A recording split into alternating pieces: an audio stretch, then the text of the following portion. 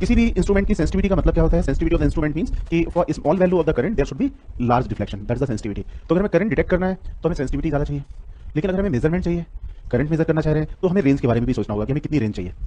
ठीक है, तो अगर हम लोग इस वाले पार्ट को लास्ट क्लास में जो हम लोगों ने डिस्कस किया था इसके बारे में डिस्कस करें कि हमें फिर क्या करना होगा कि जो गैल्वेनोमीटर है उसमें कम से कम करंट फ्लो करानी पड़ेगी कि मिनिमम करंट फ्लो हो।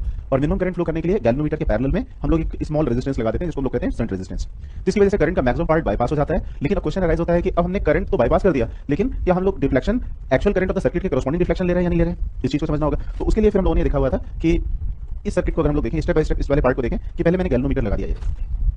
ठीक है, suppose it is a sensitive galvanometer, तो there will be deflection, maximum deflection हो जाएगा, राइट साइड में नीडल चली जाएगी। और हम लोग क्योंकि ये सेंसिटिव इंस्ट्रूमेंट ले रहे थे तो कुछ मिली एम्पियर में ही फुल स्केल डिफ्लेक्शन हो जाएगा और हमें करंट मेजरमेंट यहाँ पे नहीं आएगा। ओके, अब अगर हमें यहाँ पे कम करंट इस इंस्ट्रूमेंट में पास करनी है, और इस इंस्ट्रूमेंट की कुछ प्रॉपर्टी होती है, रेजिस्टेंस ऑफ द कॉइल से कैपिटल जी, और अगर रेजिस्टेंस ऑफ द कॉइल अगर कैपिटल जी है तो फिर हमारे पास यहाँ पे कुछ एक और भी डिस्क्रिप्शन देना पड़ता है, full scale deflection current. Full scale deflection current का मतलब होता है कि मैक्सिमम कितनी करंट इस गैल्वेनोमीटर में पास करें कि निडल एक्सट्रीम राइट पोजीशन में आ जाए, that is the full current corresponding to the full scale deflection, right. तो अब अगर हमें इसमें करंट कम फ्लो करानी है, आपको मालूम है कि अगर ज्यादा करंट होगी तो फुल स्केल डिफ्लेक्शन आ गया, हमारे पास कोई मेजरमेंट नहीं हो पाएगी। अब हमें पैरेलल में एक लो रेजिस्टेंस लगा देंगे, because current always follow the low resistance path. तो अगर हम लोग यहाँ पे पैरेलल में लो रेजिस्टेंस लगा देंगे तो अब करंट का मैक्सिमम पार्ट जो है वो शंट से पास हो जाएगा, that is the low resistance path. और यहाँ पे गैल्वेनोमीटर में करंट उतनी होगी जो मैक्सिमम पॉसिबिलिटी है करंट की, दैट इज IG। तो अब हम लोग यहाँ पे कह सकते हैं कि this galvanometer and upper resistance path in parallel, अगर ये दोनों पैरेलल में है तो potential difference would be same. अगर पोटेंशियल डिफरेंस यहाँ पे सेम है तो हम लोग क्या लिखेंगे, S multiplied by I minus IG equal to G multiplied by IG, right. हम लोग ऐसा लिख सकते हैं, हम लोगों ने यहाँ किया, दोनों के पोटेंशियल डिफरेंस को इक्वेट कर दिया। अब हमारे पास यहाँ पे क्या आ जाएगा, शंट रेजिस्टेंस की वैल्यू। ठीक है, और अगर हम लोग ये देखना चाहें कि यहाँ पे IG किसके प्रोपोर्शनल थी, डिफ्लेक्शन ऑफ द निडल, और यहाँ पे आपको ये भी मालूम है कि G अब हमारे पास कांस्टेंट है, S is the applied shunt resistance, it is also the constant value, है ना। तो अब आपके पास ये जो मैं हाईलाइटेड पार्ट में लिख रहा हूँ, इतना पार्ट ये क्या हो जाएगा, कांस्टेंट। तो क्या आ गया, I is proportional to IG, I is proportional to IG आ गया। लेकिन IG क्या है, IG is proportional to theta, इसलिए I is also proportional to theta. इसका मतलब अब हमें डिफ्लेक्शन किसके करस्पॉन्डिंग मिल रहा है, I के करस्पॉन्डिंग मिल रहा है। इसका मतलब क्या है कि अब ये जो हमारे पास एमीटर है वो क्या मेजर कर रहा है, current flowing through the circuit, not only the current flowing through the galvanometer, because I is proportional to IG and IG is proportional to theta. इसका मतलब क्या होगा, I is also proportional to theta. फिर हम लोग क्या करेंगे, यहाँ पे हम लोग यहाँ पे जो स्केल है उसको कैलिब्रेट करेंगे। कैलिब्रेशन ऑफ द स्केल क्या होगा, हम लोग करंट पास करेंगे और देखेंगे कि कितना डिफ्लेक्शन आया, जितना डिफ्लेक्शन आया वहां पे हम लोग वहां पे मार्क कर देंगे, जैसे 1 एम्पीयर करंट पास की, और 1 एम्पीयर करंट के करस्पॉन्डिंग जो डिफ्लेक्शन आया वहां पे हमने लिख दिया 1। इसी तरह से 2 3 4 5 इस तरह से हम लोग यहाँ पे मार्किंग कर देंगे, that is the calibration of the ammeter, right. यहाँ तक क्लियर, दिस इज ओके। और एमीटर के बारे में आप ये देख सकते हो कि यहाँ पे शंट रेजिस्टेंस का मतलब होता है parallel resistance, low resistance in parallel. अब गैल्वेनोमीटर की जो ब्रांच होगी, ये वाली ब्रांच, इस ब्रांच के बारे में आप क्या कह सकते हो कि इसका रेजिस्टेंस जो शंट रेजिस्टेंस है उससे भी कम हो जाएगा। शंट रेजिस्टेंस का मतलब ही लो रेजिस्टेंस होता है, इसका मतलब क्या हुआ, now resistance will be smaller than S, right. इसका मतलब क्या हुआ कि अगर हम लोग शंट रेजिस्टेंस बहुत कम ले लें तो उस केस में जो ये एमीटर होगा उसका रेजिस्टेंस बहुत लो रहेगा, दिस इज ओके, इसका रेजिस्टेंस बहुत लो रहेगा। अब शंट रेजिस्टेंस रखने का एक हमारे पास एडवांटेज ये भी है कि अगर आप यहाँ पे पैरेलल में लो रेजिस्टेंस लगा दोगे तो मैक्सिमम करंट बाईपास होकर निकल जाएगी, गैल्वेनोमीटर की ब्रांच से कम करंट पास होगी, और गैल्वेनोमीटर की ब्रांच से अगर कम करंट पास होती है तो उस केस में जो गैल्वेनोमीटर की कॉइल है उसकी हीटिंग नहीं होगी, गैल्वेनोमीटर की डैमेज हम लोग यहाँ पे बचा लेंगे, राइट। तो शंट रेजिस्टेंस का तो एक तो एग्जांपल ये हो गया कि गैल्वेनोमीटर सॉरी एमीटर का क्या हुआ कि because of the low current passing through the coil there is less heating in the instrument, this is okay. अच्छा, अब लो रेजिस्टेंस का क्या एडवांटेज है, इस चीज को भी समझ लो थोड़ा सा। सपोज हमने यहाँ पे एक सर्किट लिया, सपोज मैंने ये सर्किट लिया, यहाँ पे एक रेजिस्टेंस लगा हुआ था, मैंने ये मीटर लगा दिया, ठीक है, और इसके बाद ये बैटरी लगी हुई है। अगर करंट यहाँ से पास हो रही है, एमीटर का रेजिस्टेंस मान लो A है और इसका रेजिस्टेंस R है और बैटरी का EMF है E, तो अब इस केस में I की वैल्यू हो जाएगी I equal to E divided by R plus A, ठीक है। लेकिन अगर एमीटर नहीं लगाया होता तो यही रीडिंग आपके पास डिफर करती, ठीक है। ये आपके पास I नॉट होती है रीडिंग से, I नॉट की वैल्यू कितनी हो जाती है, I not equal to E divided by R। अब इन दोनों रीडिंग को अगर आप चेक करो तो this is the actual reading और ये क्या है, measured reading because of the ammeter. अब बिकॉज ऑफ द एमीटर आप क्या कह सकते हो कि reading of the meter will be less. अगर एमीटर लगा देंगे तो एमीटर रीडिंग एक्चुअल करंट से कम रीडिंग देगी, this is okay, because of the resistance of the ammeter. लेकिन अगर हम लोग यहाँ पे इस मीटर को सॉरी इस रीडिंग को ज्यादा एक्यूरेट बनाना चाह रहे हैं तो a should be as minimum as possible and it tends to 0। इसका मतलब क्या हुआ, ideal ammeter should have the 0 resistance, this is okay. और अब अगर आपसे इसमें कई बार क्वेश्चन पूछे जाए कि what is the percentage error in the measurement, तो आप क्या करोगे कि एमीटर को एक रेजिस्टेंस की तरह से ट्रीट करोगे and calculate the current passing through the circuit. आप करंट सर्किट में पास होने वाली करंट कैलकुलेट कर लोगे और विदाउट एमीटर के करंट कैलकुलेट कर लोगे और उसका परसेंटेज चेंज कैलकुलेट कर लोगे, that is the percentage error in the measurement, this is okay. यहाँ तक क्लियर। तो एक तो हमारे पास आ गया कि ideal ammeter should have the 0 resistance, ठीक है। लेकिन अगर हम लोग वोल्टमीटर की तरह से इसे ट्रीट कर रहे हैं, अगर गैल्वेनोमीटर को वोल्टमीटर की तरह से हमें करना है तो हमें क्या करना पड़ेगा, इसे अक्रॉस द पॉइंट्स लगाना पड़ेगा, राइट। हमें 2 पॉइंट के अक्रॉस लगाना पड़ेगा, किन्हीं 2 पॉइंट के अक्रॉस हम लोगों को देखना पड़ेगा कि what is the potential difference है। करंट की वैल्यू अगर हमें निकालनी तो अलोंग द करंट चाहिए, अलोंग द करंट का मतलब क्या हुआ, रेजिस्टेंस के सीरीज में। अगर हमें पोटेंशियल डिफरेंस चाहिए तो अक्रॉस द पॉइंट्स चाहिए, अक्रॉस द पॉइंट क्या हो जाएगा, पैरेलल विद द रेजिस्टेंस, या जिसके अक्रॉस आपको पोटेंशियल डिफरेंस कैलकुलेट करना उसके हम लोगों को कैसे लगाना पड़ेगा, पैरेलल, दिस इज ओके। अब यहाँ पे सपोज मैंने वोल्टमीटर लिया, सपोज ये सर्किट एलिमेंट है और मैंने यहाँ पे ये गैल्वेनोमीटर लगा दिया, सपोज से ऊपर एक गैल्वेनोमीटर था, अगर गैल्वेनोमीटर की ऊपर की ब्रांच का रेजिस्टेंस नीचे सर्किट एलिमेंट के रेजिस्टेंस से कम होता तो ऊपर वाली ब्रांच में ज्यादा करंट जाती in comparison to the lower branch. Because of the sensitivity galvanometer में फुल स्केल डिफ्लेक्शन आ जाता। ठीक है, अगर गैल्वेनोमीटर में फुल स्केल डिफ्लेक्शन आ जाता है इस केस में, तो हम लोग यहाँ पे पोटेंशियल डिफरेंस यहाँ पे सही मेजर नहीं कर पाते। तो अगर हमें यहाँ पे सेंसिटिविटी कम करनी है तो इस मीटर में हमें करंट कम पास करनी पड़ेगी। अब करंट कैसे कम पास करें? अगर किसी पाथ में कि रेजिस्टेंस बढ़ा दें।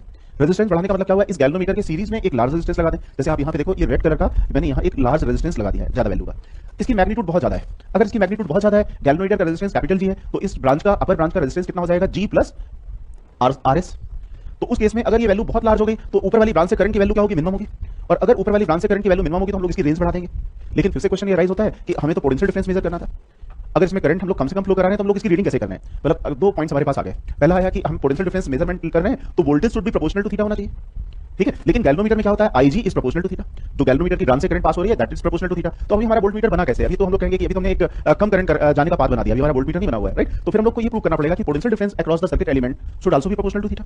तो अगर हम लोग ऊपर वाली ब्रांच में देखें तो यहां से मैक्सिमम करंट अगर पास हो गई नीचे वाली ब्रांच से, अगर नीचे वाली ब्रांच से मैक्सिमम करंट पास हो गई तो करंट अगर जो आई आ रही थी इसका बहुत कम पार्ट जो है ऊपर गया, तो जो potential difference across the circuit element है वो ऑलमोस्ट अनचेंज रहा। पहली बात समझ रहे हो ना कि अगर हमने यहाँ पे सर्किट एलिमेंट के पैरेलल में लार्ज रेजिस्टेंस का पाथ लगा दिया तो ऊपर वाली ब्रांच से बहुत कम करंट जाएगी। ठीक है, तो मैक्सिमम करंट जो एक्चुअल करंट थी आई उसका पार्ट सर्किट एलिमेंट से ही पास होगा, तो पोटेंशियल डिफरेंस ऑलमोस्ट अनचेंज रहेगा। ठीक है, लेकिन चलो पोटेंशियल डिफरेंस तो अनचेंज है, तो what is the potential difference across the circuit element? Suppose VA minus VB लिख दिया। ठीक है, ये किसके बराबर हो जाएगा? This is equal to the potential difference across the upper points also. Upper point कौन से हो गए? ये वाले पॉइंट्स हो गए। अब बताइए यहाँ पे करंट कितनी जा रही है? यहाँ पे करंट है IG। IG is the current in the galvanometer branch, right? अब बताओ ऊपर वाली ब्रांच में IG करंट गई, that is the maximum possible current. Maximum possible current अगर पास कराएंगे तो मैक्सिमम रेंज पॉसिबल करंट में deflection of the needle will be extreme, right? तो अगर हम लोग IG करंट ऊपर से पास करें, इस तरह से रेजिस्टेंस लगाएं वहां पे कि IG करंट ऊपर वाले पास से पास हो, तो अब what will be the potential difference across the upper branch? क्योंकि अपर ब्रांच और circuit element both are in parallel, right? तो what will be the potential difference now? That is IG multiplication G plus RS, right? यहां तक clear है? अब मुझे बताओ कि यहां पे G तो कांस्टेंट, RS भी कांस्टेंट, तो इस केस में अब क्या आ जाएगा? You can write here VA minus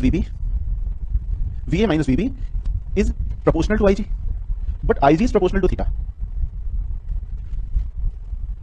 but IG is proportional to theta. इसका मतलब क्या आ जाएगा? VA minus VB is also proportional to theta. इसका मतलब अब ये जो मीटर हमारा बना हुआ है उसका स्केल या उसका पॉइंटर किसके करस्पॉन्डिंग डिफ्लेक्शन देगा? पोटेंशियल डिफरेंस के क्रॉस करस्पॉन्डिंग, राइट? समझ में आ गया? तो now this meter will act as a voltmeter. अब हम लोग कह सकते हैं कि गैल्वेनोमीटर चाहे एमीटर की तरह से काम कर रहा हो या वोल्ट मीटर की तरह से, डिफ्लेक्शन तो वो करंट के करस्पॉन्डिंग देता है, डिफ्लेक्शन वो IG के करस्पॉन्डिंग देता है। लेकिन वोल्टमीटर के केस में IG is proportional to V हो जाता है, इसलिए V is also proportional to theta हो जाता है, और एमीटर के केस में IG is proportional to I हो जाता है, इसलिए वहां पे भी I is proportional to theta हो जाता है। इस तरीके से हमारे पास एमीटर और वोल्टमीटर डिजाइन होते हैं। तो थ्योरेटिकल पार्ट यहां पे समझ में आ गया कि what is the meaning of the ammeter and voltmeter. ठीक है, अब यहां पे एक इंपॉर्टेंट चीज और भी कि वोल्टमीटर के केस में आपने देखा कि IG अगर हमें या गैल्वेनोमीटर की ब्रांच की करंट को मिनिमम करना है तो ऊपर वाली ब्रांच का रेजिस्टेंस ज्यादा से ज्यादा होना चाहिए। अगर ऊपर की ब्रांच का रेजिस्टेंस ज्यादा से ज्यादा करना है तो हमें यहाँ पे सीरीज में बहुत लार्ज रेजिस्टेंस लगाना पड़ेगा।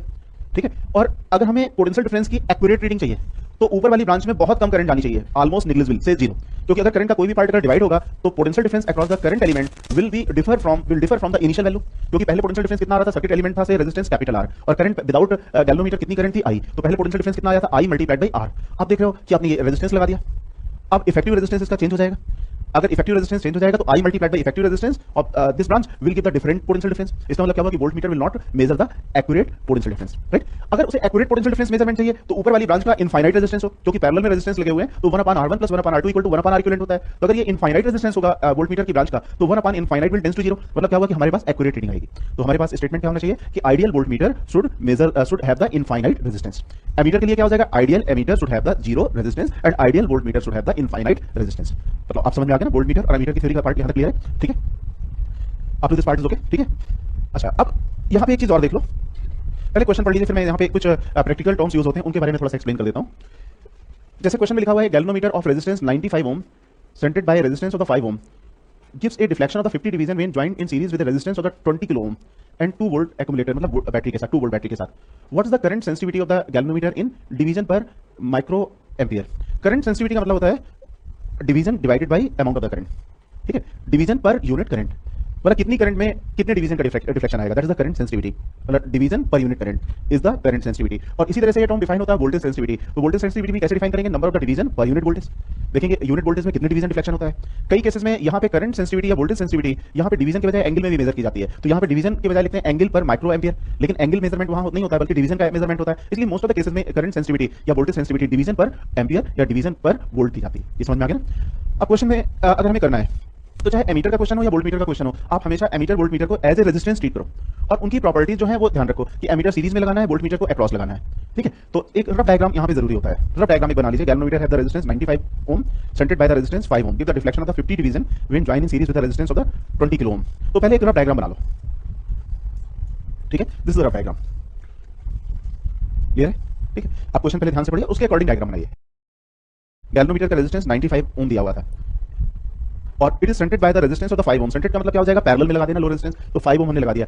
इसका मतलब ये किसकी तरह से काम करने लगा होगा, एमीटर की तरह से, राइट। और 20 किलो ओम इसके साथ सीरीज में लगा हुआ है और बैटरी कितना है, 2 वोल्ट। क्वेश्चन में लिखा हुआ है हम लोगों ने कि 20 किलो वोल्ट और बैटरी है। अब इसमें करंट सेंसिटिविटी हम लोग को कैलकुलेट करनी है।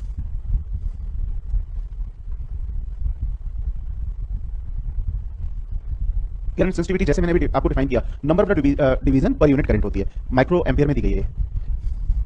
तो चेक कर लें हम लोग यहाँ पे। सबसे पहले आपको मालूम है कि यहाँ पे जो करंट की वैल्यू होगी सर्किट की, यहाँ पे कुछ चीजें हम लोगों को प्रैक्टिकल केसेस होते हैं तो कुछ चीजें समझ के करनी पड़ेंगी। आप देखो ये 20 किलो ओम लगा हुआ है सीरीज में एमीटर के साथ। अब एमीटर की ब्रांच जो मैं यहाँ पे हाईलाइट करके दिखला रहा हूँ, ये दिखला रहा हूँ, तो इस एमीटर की ब्रांच के बारे में आप बता सकते हो कि इसका रेजिस्टेंस 5 ओम से भी कम हो जाएगा, क्योंकि पैरेलल में अगर रेजिस्टेंस लगे होते हैं तो equivalent resistance is less than the least resistance. अब ये हाईलाइटेड पोर्शन का जो रेजिस्टेंस होगा वो 5 ओम से भी कम हो जाएगा। अगर 5 ओम से भी कम हो गया तो 20 किलो ओम के साथ 5 ओम सीरीज पे हो गया, तो अगर आप इसको ऐड भी कर दोगे तो नेग्लिजिबल चेंज आएगा। तो अब आप करंट अगर निकालना चाह रहे हो सर्किट में तो सिंपली 2 डिवाइडेड बाय 20 किलो ओम कर सकते हो। तो करंट इन द सर्किट कितना आ जाएगा, 100 माइक्रो एम्पियर।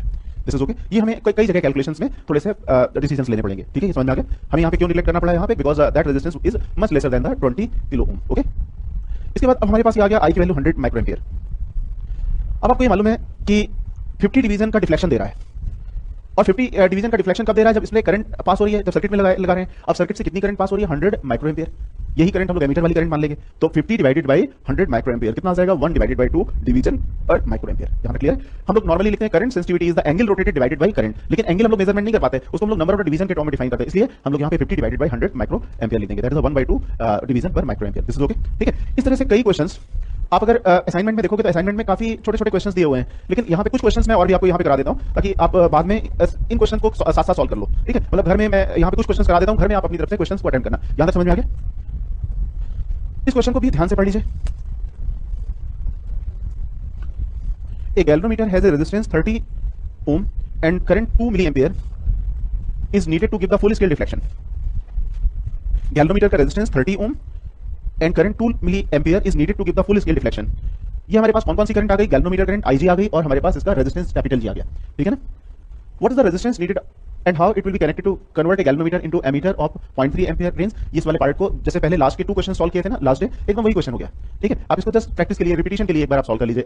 एमीटर के लिए शंट रेजिस्टेंस लगाना पड़ेगा, हमें शंट रेजिस्टेंस की वैल्यू बतानी होगी फर्स्ट के, और सेकंड केस में हमें क्या लगाना पड़ेगा, लार्ज रेजिस्टेंस सीरीज में, और उसकी वैल्यू कैलकुलेट करनी होगी। तो एक बार आप प्रैक्टिस के लिए इसको फिर से सॉल्व कर लीजिए। सॉल्व हो गया ना? एकदम आसान पार्ट है, कोई दिक्कत ही नहीं इसमें। लास्ट टाइम भी हम लोगों ने इसी टाइप का प्रॉब्लम सॉल्व किया था, लेकिन इसमें इस टाइप के क्वेश्चंस पूछे जाते हैं, तो आप एक बार प्रैक्टिस जरूर कर लीजिए काफी इसकी। Capital G is given, IG is given, second case में कैपिटल I इज गिवन। आपको शंट रेजिस्टेंस कैलकुलेट करना है। सर्किट आप बनाओगे कैसे, वही पैरेलल वाला सर्किट बनाओगे। ओके, ठीक है, पैरेलल वाला सर्किट से मैं सर्किट यहाँ पे आपको बता चुका हूँ पहले से। पैरेलल में बनाते हैं तो कितना हो जाएगा, I minus IG multiplied by shunt resistance equal to IG multiplied by G। इससे हमारे पास क्या आ जाएगा, शंट रेजिस्टेंस की वैल्यू। ठीक है, यहाँ पे आपके पास जो कैलकुलेशंस करने होंगे, क्योंकि एक्सपेरिमेंट केस होते हैं तो इसमें कैलकुलेशन आपको कई बार करने पड़ जाते हैं, इसलिए आपको इन क्वेश्चन की प्रैक्टिस कैलकुलेशन के पॉइंट ऑफ व्यू से भी करनी पड़ेगी। ठीक है ना? यहाँ तक क्लियर है? ये शंट रेजिस्टेंस आ गया। दूसरे केस में क्या आ जाएगा, दूसरे केस में दिया हुआ है 0.2 वोल्ट रेंज में कन्वर्ट करना चाह रहे हो तो क्या करना पड़ेगा, आप सीरीज में लगाना पड़ेगा। ओके, लास्ट केस था मीटर बनाने में, वोल्ट मीटर बनाने में ये करना पड़ा। तो अब यहाँ पे क्या करना पड़ेगा, IG multiplied by G plus R। R is the resistance connected in series with the galvanometer, तो IG multiplied by R plus G equal to क्या हो जाएगा, पोटेंशियल डिफरेंस रिक्वायर्ड, जो मेजरमेंट के लिए वैल्यू लिख लें हम लोग यहाँ पे सेकंड केस के लिए। तो सेकंड केस के लिए वैल्यू क्या हो जाएगी, capital V equal to IG R plus G, और इससे हम लोग R की वैल्यू कैलकुलेट कर लेंगे। तो R is the resistance required to connect with the series. ठीक है, अपनी तरफ से एक बार कैलकुलेट करके चेक भी कर लो। तो इस टाइप के जो क्वेश्चंस होते हैं और इसी नेचर के क्वेश्चंस आपको असाइनमेंट में दिए हुए हैं, इन क्वेश्चन की प्रैक्टिस आपको करनी पड़ेगी। इनमें अगर आप बहुत रिपीटेड क्वेश्चन कर लोगे तो इसमें यूज्ड हो जाओगे, लेकिन इसमें कैलकुलेशन यहीं पे करने के बजाय मैं इस प्रॉब्लम शीट में चाहूंगा कि आप घर में करें इसमें रिमेनिंग क्वेश्चन। ठीक है, अब इससे थोड़ा सा हम लोग आगे चलते हैं, दूसरे टाइप के कुछ क्वेश्चन और देखते हैं। तो क्वेश्चन में दिया हुआ है, galvanometer with scale divided into the 100 equal divisions has the current sensitivity 10 division पर मिलीएम्पियर। उसकी करंट सेंसिटिविटी 10 मिलीएम्पियर, 10 डिवीजन पर मिलीएम्पियर है। 10 डिवीजन का डिफ्लेक्शन देता है जब उसमें 1 मिलीएम्पियर करंट पास होती है। मतलब ये एक सेंसिटिव इंस्ट्रूमेंट है इस समय, क्योंकि ये करंट की वैल्यू काफी कम है और उसमें डिफ्लेक्शन काफी दे रहा है। That is the sensitive instrument. The voltage sensitivity is the 2 division per milli volt. मतलब जब ये वोल्ट मीटर की तरह से यूज किया जाता है तो इसकी sensitivity, voltage sensitivity 2 division per milli volt, मतलब 1 मिली वोल्ट में 2 डिवीजन का डिफ्लेक्शन दे देता है। मतलब ये 0.5 मिली वोल्ट तक रीड कर सकता है। Right, what adoptions are required to use it to read the 5 ampere full scale। Full scale का मतलब क्या हुआ कि मैक्सिमम करंट हम लोग 5 एम्पियर अगर मेजर करना चाह रहे हैं। दूसरा है 1 डिवीजन पर वोल्ट, मतलब हम लोग इसको देखो पहले ये 2 डिवीजन पर मिली वोल्ट करता था, that is a sensitive instrument, ठीक है, बहुत कम पोटेंशियल डिफरेंस पे भी 2 मिली वोल्ट 2 डिवीजन दे देता था। अब इसे 1 डिवीजन 1 वोल्ट में रिफ्लेक्ट कराना है, तो अब आपसे पूछा जा रहा है कि इसमें हमें क्या चेंजेस करने हैं। वोल्ट मीटर के बारे में हमें मालूम है कि it is a large resistance instrument, और गैल्वेनोमीटर की सीरीज में हमें एक लार्ज रेजिस्टेंस लगाना पड़ता है वोल्ट मीटर में कन्वर्ट करने में। एमीटर के साथ हमें इसके पैरेलल में एक लो रेजिस्टेंस लगाना पड़ता है। ये प्रॉब्लम 4 प्रॉब्लम जैसे सॉल्व किए उसी टाइप का है, छोटे छोटे प्रॉब्लम्स हैं लेकिन कंपल्सरली पूछे जाते हैं। आप यहीं पे कुछ प्रॉब्लम सॉल्व करके आगे बढ़े, तो हम लोग इसमें नेक्स्ट पार्ट में चलते हैं, एक बार अपनी आप सॉल्व करके देखो। और इनमें कुछ कैलकुलेशंस आपको करने पड़ते हैं, मतलब इन सेक्शन में, because these are the practical based experimental based questions. जो आसान क्वेश्चंस होते हैं उनमें कैलकुलेशन इन्वॉल्व होता है, जो लॉजिकल क्वेश्चंस होते हैं और जहां पे कॉन्सेप्ट बेस्ड क्वेश्चंस होते हैं उनमें कैलकुलेशन का पार्ट बहुत मिनिमम होता है। इसलिए इन क्वेश्चंस को यहीं पे सॉल्व करके देख लो, जो आइडिया दिमाग में अगर जो भी डाउट्स आएंगे यहीं पे खत्म करके आगे बढ़ जाएंगे हम लोग, ठीक है। इसलिए इन कुछ क्वेश्चंस मैं बता रहा हूं, उन क्वेश्चन को साथ साथ कर लो, तो बहुत थोड़े से क्वेश्चन आपके लिए घर के लिए बचेंगे, वो आप कर लीजिएगा, ठीक है, जल्दी से कर लीजिए। देखो फर्स्ट पार्ट में 10 डिवीजन पर मिली एम्पियर है और 100 इक्वल डिवीजन में डिवाइड किया गया है, तो मैक्सिमम रीडिंग कितनी पॉसिबल है यहाँ पे मालूम कर सकते हैं कि what will be the maximum reading, मतलब फुल स्केल डिफ्लेक्शन की करंट कितनी हो जाएगी, what will be the full scale deflection current 100 divided by 10 कितना आ जाएगा 10 मिली एम्पियर। यहाँ तक समझ में आ गया, 10 milliampere is the full scale deflection current. इसमें कोई दिक्कत नहीं, कई बार फुल स्केल डिफ्लेक्शन नहीं दिया होता है, क्वेश्चन ऐसे दिया होता है, यहाँ तक हम लोग समझ गए ना। अच्छा, इसके बाद इसी तरीके से वोल्टेज का निकालना है, what is the full scale deflection voltage कितना हो जाएगा, 100 डिवीजन है और 2 डिवीजन पर मिली वोल्ट करता है, तो कितना आ गया, ओके 50 मिली वोल्ट आ गया। यहाँ तक समझ में आ गया ना। ये बड़े स्कोरिंग पार्ट होते हैं, इन सेक्शन को यहीं खत्म कर लेना। ये वाला पार्ट हुआ एमीटर, वोल्टमीटर, गैल्वेनोमीटर और पोटेंशियोमीटर, मीटर रेज, इन सेक्शन को तो यहीं खत्म करना। इसके बाद अब हमें रेजिस्टेंस कैलकुलेट करना है, गैल्वेनोमीटर का रेजिस्टेंस। तो गैल्वेनोमीटर का रेजिस्टेंस कैसे आ जाएगा, full scale voltage reading divided by full scale current reading. ये समझ में आ गया, full scale voltage reading divided by full scale current reading. 5 आ गया ना, दिस इज 5। इसके बाद अब हमारे पास क्वेश्चन एक्जैक्टली वही क्वेश्चन हो गया जैसे यहाँ तक अच्छे से क्लियर है। अब हमारे पास क्वेश्चन में कोई दिक्कत नहीं। अब ए पार्ट में मैं डायग्राम देखो दिखलाता हूँ, यहाँ देखो एमीटर के केस में potential difference across each branch would be same, तो I G multiplied by G equal to I minus I G multiplied by S. हम लोग ये कर देंगे, एस की वैल्यू हमारे पास आ जाएगी, यहाँ से आ जाएगी अप्रॉक्सिमेटली 0.01 ओम आ जाएगी, राइट, यहाँ तक क्लियर। अप्रॉक्सिमेटली हम लोग यहाँ पे कैलकुलेट करेंगे ये वैल्यू। और अगर हमें वोल्टमीटर में कन्वर्ट करना है तो हमें कैसे करना पड़ेगा, उसके पैरेलल में लगाना पड़ेगा। पैरेलल में लगाना पड़ेगा तो डायग्राम जरा यहाँ पे हम लोग एक बार फिर से इस डायग्राम को रिव्यू कर लेते हैं। डायग्राम आपको हमेशा याद रखने पड़ेंगे इसके। वोल्टमीटर के लिए हम लोग किस तरह का डायग्राम बनाएंगे, अब जितना वोल्टेज हम लोग मेजर करना चाह रहे हैं वो किसके बराबर हो जाएगा, G plus R multiplied by I G. G plus R multiplied by I G करेंगे तो हमारे पास ये वैल्यू आ जाएगी 100 वोल्ट। दिस इज ओके, बस वैल्यू रख देंगे तो हमारे पास 9995 ओम या 9.995 किलो ओम आंसर आ जाएगा। दिस इज ओके, ठीक है ना। इसके बाद जो नेक्स्ट प्रॉब्लम है उसे आप फास्ट करना। प्रॉब्लम नंबर 6 है, इसे फास्ट सॉल्व करिए। प्रॉब्लम नंबर 6 आप फास्ट सॉल्व कर लीजिए, एकदम वही प्रॉब्लम है, सेम टाइप की प्रॉब्लम है, ठीक है, एक बार आप जरूर सॉल्व करिए इसे। The scale of galvanometer is divided into 150 equal division. The galvanometer has the current sensitivity 10 division per milliampere and voltage sensitivity 2 division per millivolt, और how the galvanometer is designed to read the 6 ampere per division and 1 volt per division। Same problem को मैंने repeat किया हुआ है just practice के लिए। आपको मालूम है कि यहाँ पे हम लोग को कैलकुलेट करना पड़ेगा गैल्वेनोमीटर का रेजिस्टेंस, और गैल्वेनोमीटर के रेजिस्टेंस के लिए हमें क्या कैलकुलेट करना पड़ेगा, maximum voltage that can read और मैक्सिमम करंट। अब टोटल हमारे पास 150 इक्वल डिवीजन है और वोल्टेज के लिए 2 डिवीजन पर मिली वोल्ट है, तो मैक्सिमम वोल्टेज कितना हो गया 75 मिली वोल्ट, और मैक्सिमम करंट की वैल्यू हमारे पास कितनी आ जाएगी, मैक्सिमम करंट हमारे पास आ जाएगी 15 मिली एम्पियर। तो हमारे पास रेजिस्टेंस ऑफ द गैल्वेनोमीटर आ जाएगा। This is okay, we will get the resistance of the galvanometer, हम लोग कैलकुलेट कर लेंगे, right. Resistance of the galvanometer आ गया। अब रेजिस्टेंस ऑफ द गैल्वेनोमीटर के बाद अब ये प्रॉब्लम एक्जैक्टली सेम प्रॉब्लम हो गई जैसे हम लोगों ने पिछली प्रॉब्लम सॉल्व की हुई थी। आपको मालूम है कि ये डायग्राम बना हुआ है, तो पोटेंशियल डिफरेंस सन के अक्रॉस और मीटर के अक्रॉस सेम होगा, और दूसरे केस में v equal to I G multiplied by G plus R होगा, राइट, यहाँ तक क्लियर। केवल इतना हम लोग को इसमें करना है। तो फर्स्ट में आपके पास सन रेजिस्टेंस की वैल्यू जो होगी वो अप्रॉक्सिमेटली इतनी आ जाएगी। दिस इज ओके, आ जाएगी सन रेजिस्टेंस में पोटेंशियल डिफरेंस सेम करने में। कैलकुलेशन की हमें प्रैक्टिस अच्छे से करनी पड़ेगी। इसके बाद हम लोग यहाँ पे पोटेंशियल डिफरेंस कर लेंगे तो हमारे पास ये रेजिस्टेंस आ जाएगा। दिस इज ओके, यहाँ तक कोई दिक्कत तो नहीं। अब देखो इन दोनों प्रॉब्लम करने के बाद भी एक जगह गलती हो सकती है, प्रॉब्लम नंबर 7 में। देखो एक्जैक्टली सेम टाइप की प्रॉब्लम लगेगी आपको, प्रॉब्लम नंबर 7, लेकिन प्रॉब्लम नंबर 7 में अगर आपने ध्यान से नहीं किया तो एक गलती हो जाएगी आपसे। प्रॉब्लम नंबर 7 आप सॉल्व करिए। देखो इसमें दिया हुआ है galvanometer having the 30 division, current sensitivity 30 microampere per division. From this statement we can calculate the full scale current, right. From this statement we can calculate the full scale current. कितना आ जाएगा full scale current, 600 microampere. Check करिए, full scale current will be equal to 600 microampere. इसमें दिया हुआ है ये current sensitivity यहाँ पे डिवीजन पर माइक्रो एम्पियर नहीं दी गई है, रिवर्स में दी गई। एक गलती हो सकती है अगर ध्यान से ना देखें, क्योंकि करंट सेंसिटिविटी को आप डिवीजन पर एम्पियर के टर्म में भी रिप्रेजेंट कर सकते हो और कई बार हम लोग इसको इसके रिवर्स में भी। तो इसकी यूनिट देख लेनी चाहिए कि ये यूनिट में क्या लिखा हुआ है, राइट। ये समझ में आ गया, एक गलती यहाँ पे हो सकती थी। तो हमारे पास ये आ जाएगा maximum galvanometer current, okay, maximum galvanometer आ गया, ठीक है। अब हमें इस गैल्वेनोमीटर को एमीटर ऑफ रेंज 1 एम्पियर में हमें कन्वर्ट करना है। Ammeter of the range 1 ampere में हमें कन्वर्ट करना है। तो अब ये प्रॉब्लम एक्जैक्टली वही प्रॉब्लम हो गया जो हम लोगों ने पिछले सॉल्व किया हुआ है। क्या करेंगे कि शंट के अक्रॉस पोटेंशियल डिफरेंस और गैल्वेनोमीटर की ब्रांच के across potential difference that would be same, right. यहां तक क्लियर है। हम लोग यहां से ये कैलकुलेट करेंगे तो फाइनल वैल्यू आएगी। This is okay, shunt resistance की वैल्यू आएगी। दिस इज ओके, कोई दिक्कत नहीं इस वाले पार्ट को करने में। इसके बाद अगर हमें यहाँ पे अब देखो ये जो नेक्स्ट पार्ट लिखा हुआ है, नेक्स्ट पार्ट में गलती हो सकती है। नेक्स्ट पार्ट में लिखा हुआ है कि आप ये जो एमीटर बन गया है आप इसे एक वोल्ट मीटर में कन्वर्ट करना चाह रहे हो। Now this ammeter is to be converted into a voltmeter, क्योंकि जो या तो हम लोग गैल्वेनोमीटर को वोल्ट मीटर में कन्वर्ट करते हैं सीरीज में लार्ज रेजिस्टेंस लगा के, लेकिन अगर मान लो कि गैल्वेनोमीटर की बजाय हमने उसे एमीटर बना दिया है, उसको भी कन्वर्ट किया जा सकता है। तो उस केस में अब जो हमारा प्रेजेंट एमीटर बन गया उसके सीरीज में हम लोगों को क्या लगाना पड़ेगा, लार्ज रेजिस्टेंस। समझ में आ गया? तो वो गैल्वेनोमीटर की बजाय अब हमें क्या लेना पड़ेगा, प्रेजेंट एमीटर, जिसमें हम लोग शंट रेजिस्टेंस वगैरह कैलकुलेट कर चुके हैं। राइट, यहां तक क्लियर है? ये था फर्स्ट वाले पार्ट का। सेकंड पार्ट का डायग्राम ऐसा बन जाएगा। सेकंड पार्ट का डायग्राम देखो इस तरह से बनेगा। अब ये मेरे पास एमीटर है, ये वाला, ये एमीटर इनफैक्ट ये सेम एमीटर है जो हम लोग यहां देख रहे हैं।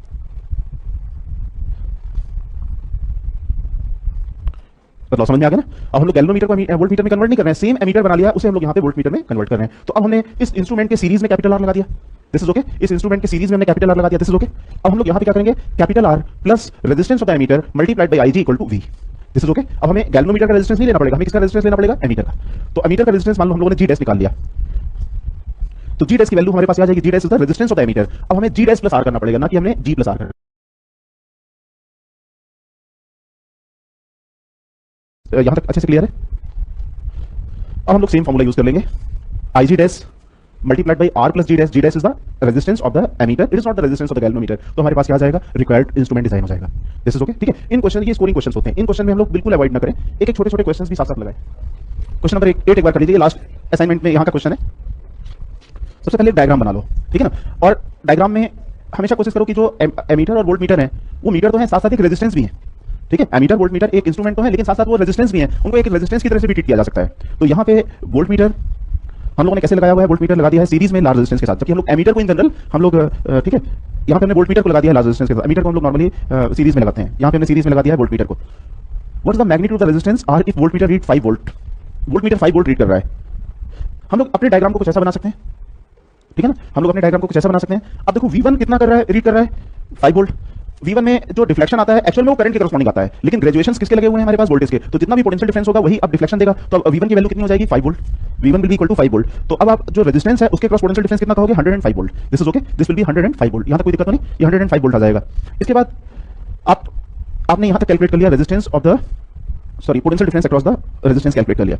इसके बाद अब आपको ये मालूम है कि अगर हमें रेजिस्टेंस सपोज कैलकुलेट करना है, वोल्ट मीटर और रेजिस्टेंस कैसे लगे हुए हैं सीरीज में, करंट की वैल्यू सेम आएगी। अगर करंट की वैल्यू सेम आएगी तो V is directly proportional to R। हम लोग डायरेक्ट कैलकुलेशन करें, कैलकुलेशन के लिए कोई भी लेंथी मेथड ना यूज करें, तो इधर पे क्या लिखेंगे, V equal to R I is same, तो V is directly proportional to R। तो resistance will be proportional to the potential difference, तो we can calculate the resistance of each instrument. तो अब इसका रेजिस्टेंस कैलकुलेट कर लीजिए, क्योंकि resistance is proportional to the potential difference. तो अब हम लोग यहाँ पे पैसा लिख सकते हैं और यहाँ से हमारे पास रेजिस्टेंस की वैल्यू आ जाएगी। ठीक है ना, ये समझ में आ गया? अब इससे थोड़ा सा हम लोग आगे चलते हैं, दूसरे टाइप के कुछ क्वेश्चन और देखते हैं। एक्सपेरिमेंट का पार्ट जो है एक बार ध्यान से सुनिए और इसके बाद फिर आप उस पार्ट को खुद सॉल्व करने की कोशिश करना। आपके सिलेबस में एक verification of the Ohm's law है, ठीक है?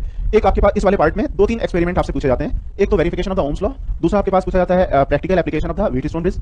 इसके बाद थर्ड आपसे पूछा जाता है पोटेंशियोमीटर और गैल्वेनोमीटर के क्वेश्चन जैसे मैंने आपको दिए हैं एक्सपेरिमेंट बेस्ड क्वेश्चन होते हैं। तो ओम्स लॉ में हम लोग यहाँ पे गैल्वेनोमीटर को कैसे यूज करते हैं, इस वाले पार्ट को थोड़ा सा समझ लो। आपको मालूम है ओम्स लॉ में V इक्वल टू IR लिखते हैं, ठीक है? और ओम्स लॉ से अगर रेजिस्टेंस मेजरमेंट कर रहे हैं तो लिखेंगे V डिवाइडेड बाय I। अगर आपके पास कोई रेजिस्टेंस दिया हुआ है और आपसे कहा जा रहा है कि सपोज इसकी वैल्यू आपको गिवन है और आपको verification of the Ohm's law चाहिए, तो आपको V मेजरमेंट करना पड़ेगा रेजिस्टेंस के क्रॉस और current through the resistance calculate करनी पड़ेगी और फिर V measure divided by I measured, आप रेशो निकालोगे। अगर ये जो रेशो है R के बराबर आता है तो आप कहते हैं ओम्स लॉ वेरीफाई हुआ है। दिस इज ओके, क्लियर है यहां तक? अब इसका मतलब आपको क्या चाहिए, आपको एक एमीटर चाहिए और एक आपको वोल्ट मीटर चाहिए। क्यों इसकी रिक्वायरमेंट है, क्योंकि आपको ये मेजरमेंट करना है और इसकी मेजरमेंट करनी है। आई की मेजरमेंट कैसे करोगे, एमीटर के थ्रू, और पोटेंशियल डिफरेंस की मेजरमेंट कैसे करोगे, वोल्ट मीटर के थ्रू। तो सपोज आपको एक एमीटर दिया हुआ है और एक वोल्ट मीटर गिवन है, ओके? अब अगर हमें यहां पे कहा जाए कि अब इसे मान लो कि इसमें कोई करंट फ्लो रही होगी और अगर हमें करंट फ्लो कितनी हो रही है उसके लिए एमीटर जोड़ना पड़ेगा, तो हम रेजिस्टेंस को एमीटर के साथ कैसे जोड़ेंगे, रेजिस्टेंस लेंगे, ठीक है? एमीटर लगा दिया। अब एमीटर की जो रीडिंग होगी वो क्या हो जाएगी, आई आएगी। This is I, right? यहां तक क्लियर? अब वोल्ट मीटर कैसे हम लोग कनेक्ट करें, वोल्ट मीटर अगर हम लोग ऐसे कनेक्ट कर देते हैं तो इस केस में आपको मालूम है कि यहां पे जो करंट सर्किट में फ्लो कर रही है ये करंट ये चेंज हो जाएगी, क्योंकि एमीटर कोई वोल्ट मीटर कोई आइडियल तो नहीं है, ठीक है? तो इसका मतलब क्या हुआ कि potential difference across the resistance तो आप एक्यूरेटली मेजर करोगे, लेकिन एमीटर की जो रीडिंग है that is not the correct reading, it is not the current through the resistance, it is not the current passing through the resistance. तो ये आपके पास एमीटर की जो रीडिंग आएगी वो सर्किट की करंट आएगी, not the current of the resistance. मेरी बात समझ में आ गई? यहां पे हमारे पास कुछ एरर्स आएंगे। अब कहो कि यहां पे हम लोग थोड़ा सा चेंज कर दें, हम लोग क्या करें, रेजिस्टेंस ये लगाया, एमीटर इसके साथ तो हमें सीरीज पे ही लगाना होगा, और अगर हम लोग वोल्ट मीटर ऐसे लगा दें, तो भी हमारे पास एक्यूरेट रीडिंग नहीं आएगी, तभी हमारे पास एरर है। यहाँ पे एरर क्या है कि करंट की तो रीडिंग आपके पास एमीटर की रीडिंग तो सही है, it is the current through the resistance, लेकिन वोल्टमीटर की रीडिंग क्या है, it is the potential difference across the resistance as well as the ammeter. ठीक है, इसका मतलब क्या हुआ कि एमीटर और वोल्टमीटर अगर हम लोग यूज कर रहे हैं ओम्स लॉ वेरीफाई करने में, तो अब हमारे पास यहाँ पे कुछ ना कुछ एरर्स आएंगे एक्सपेरिमेंट में। ठीक है, और हमारा एम होता है एरर्स को मिनिमाइज करना एक्सपेरिमेंट में। और आपको जब एरर मिनिमाइज करना होता है तो अपनी तरफ से आपको कुछ डिसीजंस लेने होते हैं कि किस तरह से हम लोग सर्किट को किस टाइप के केसेस के लिए यूज करना है। सपोज जो आपके पास रेजिस्टेंस है, दोनों केसेस में आपको मालूम है कि एरर्स आएंगी, मतलब आर की जो रीडिंग होगी that is not the correct reading, this is okay ना, अच्छे से यहाँ तक क्लियर है, our reading is not the correct reading, कुछ डिफरेंस आएगा यहाँ पे। अब मान लो कि आपके पास जो एक्सटर्नल रेजिस्टेंस आर है वो गिवन है, सपोज दो रेजिस्टेंस आपको गिवन है R1 और R2 से एक्स और वाई। जो एक्स रेजिस्टेंस है वो लो रेजिस्टेंस वैल्यू का है और Y resistance high resistance value का है, उसकी रेजिस्टेंस 1000 ओम की रेंज में है वाई की, और एक्स की जो वैल्यू है वो कुछ ओम में है, सर्टेन ओम से 10, 20 या 30 ओम की रेंज की है, लेकिन वाई इज 1000 ओम। और एमीटर के बारे में भी मालूम है आपको कि एमीटर एक लो रेजिस्टेंस इंस्ट्रूमेंट है और वोल्टमीटर एक हाई रेजिस्टेंस इंस्ट्रूमेंट है। ठीक है, तो अब जितना पार्ट आपने अभी समझा हुआ है उसके बेसिस पे मैं आपको एक सिचुएशन देता हूं, कॉम्प्रिहेंशन, उसी में आपको कुछ डिसीजंस लेने, यहाँ तक थ्योरी का पार्ट जो मैंने बताया हुआ है उसके बेसिस पे एक सिचुएशन समझने की कोशिश करना होगा। ठीक है, जो स्टेटमेंट मैं दे रहा हूं बुक में भी क्वेश्चन दिया हुआ है ये वाला, लेकिन आप यहाँ पे पहले समझ लें, डिटेल लिखने की आपको जरूरत नहीं पड़ेगी। X and Y, whose resistance are to be determined by using the ammeter of resistance 0.5 ampere and voltmeter of the resistance 20 kilo ओम। मतलब हमें X और Y दो रेजिस्टेंस गिवन है, X और Y दो रेजिस्टेंस हम लोग को गिवन है, और किससे मेजरमेंट करनी है, एमीटर और वोल्टमीटर से। एमीटर का रेजिस्टेंस है हमारे पास 0.5 और वोल्टमीटर का रेजिस्टेंस हमारे पास 20 kilo ohm. This is okay, statement यहाँ तक समझ में आ गया। और it is known that the X is in the range of the few ohms. X जो रेजिस्टेंस है वो ये मालूम है कि लो रेजिस्टेंस है, कोई कम रेजिस्टेंस वैल्यू का रेजिस्टेंस है X। Y की जो रेंज है वो सेवरल थाउजेंड ओम है, ये काफी लार्ज रेजिस्टेंस है जो मेजरमेंट करनी है हम लोग को एमीटर और वोल्टमीटर से। In each case, which of the following two connections would you choose for resistance measurement? ठीक है, मैंने दोनों सर्किट प्रीवियस पेज में आपको ड्रॉ करके बताए थे और ये बताए थे कि दोनों में कुछ ना कुछ एरर आती है। अब आपको ये बताना है कि पहले फर्स्ट और सेकंड केस में कौन सा जो रेजिस्टेंस है, सॉरी कौन सा सर्किट है लो रेजिस्टेंस मेजरमेंट के लिए यूज करना चाहिए, कौन सा हाई रेजिस्टेंस मेजरमेंट के लिए यूज करना चाहिए, and how to calculate the percentage error. इसमें परसेंटेज एरर भी आपको कैलकुलेट करनी है। क्वेश्चन समझ में आ गया ना? तो अब क्वेश्चन के बारे में सोच के स्टेप्स लिखिए। तो फर्स्ट सर्किट को आपने किस तरह से डिसाइड किया, लो रेजिस्टेंस या हाई रेजिस्टेंस? देखो चेक कर लेते हैं हम लोग इसे, देखना। फर्स्ट सर्किट हम लोग अलग से ड्रॉ कर लें। हमारे पास रेजिस्टेंस एमीटर वोल्टमीटर है, सपोज हमने ऐसे कनेक्ट कर दिया। अब आर मेजर्ड हम लोग लिखेंगे V measured divided by I measured, और आपको ये भी मालूम है कि I measured is a correct reading and V measured आपके पास जो रीडिंग होगी वो एमीटर और रेजिस्टेंस के क्रॉस पोटेंशियल डिफरेंस होगा, राइट? यहाँ तक ठीक है ना? तो I measured is the current passing through the upper branch, actual current passing through the upper branch, this is okay. तो V measured will give the potential difference across that branch. तो V measured will be equal to R0 plus A multiplied by I measured. This is okay. अगर आप यहाँ पे check करो कि यहाँ पे जो करंट पास हो रही है वो है I measured, ये I measured, ठीक है। और यहाँ पे इस ब्रांच के क्रॉस रेजिस्टेंस की अगर वैल्यू देखें तो रेजिस्टेंस इक्वल टू यहाँ पे इस ब्रांच का रेजिस्टेंस आएगा R0 प्लस A, ठीक है ना? This is R0 plus A आएगा। अब V measured equal to, now we can write here V measured, जो हमने यहाँ पे मेजर किया हुआ है अभी, तो this V measured equal to I measured multiplication R0 plus A। अब अगर हम लोग इसे डिवाइड कर दें तो V measured divided by I measured equal to कितना हो जाएगा, R0 प्लस A। और R0 ये जो वैल्यू आई, ये एक्चुअल में वैल्यू कौन सी आ जाएगी, R measured, जो measured value of the resistance है। अब यहाँ ध्यान से देखो कि A R0 प्लस A आ गया, R0 इज द एक्चुअल या रियल रेजिस्टेंस और A is the resistance of the ammeter जो कम होता है। अगर आप लो रेजिस्टेंस यहाँ पे सिलेक्ट करते हैं तो R0 अपने आप में अगर लो वैल्यू हो जाता तो A तो अपने आप वैसे ही कम है, तो इस केस में क्या हो जाता, the error in the measurement ज्यादा हो जाती। लेकिन अगर R0 को 1000 ओम की रेंज में लिखते तो इसमें 1000 ओम प्लस एमीटर रेजिस्टेंस एक बहुत स्मॉल वैल्यू होती। मतलब क्या हुआ कि मेजरमेंट जो आता वो अप्रॉक्सिमेटली करेक्ट रेजिस्टेंस देता। इसका मतलब क्या हुआ कि इस तरह के सर्किट को अगर हम लोग यूज कर रहे होंगे तो किस तरह का रेजिस्टेंस हम लोग मेजर करेंगे, हाई रेजिस्टेंस। तो we will measure the high resistance by using the circuit, right? यहाँ तक क्लियर? अब सेकंड ऑब्वियसली लो रेजिस्टेंस हो गया। अब इस केस में मुझे बता सकते हैं कि what is the percentage error, what is the percentage error in the measurement now? Percentage error कितनी हो जाएगी इस केस में? देखो रियल है हमारे पास R0, error in the measurement कितनी हो गई, RA।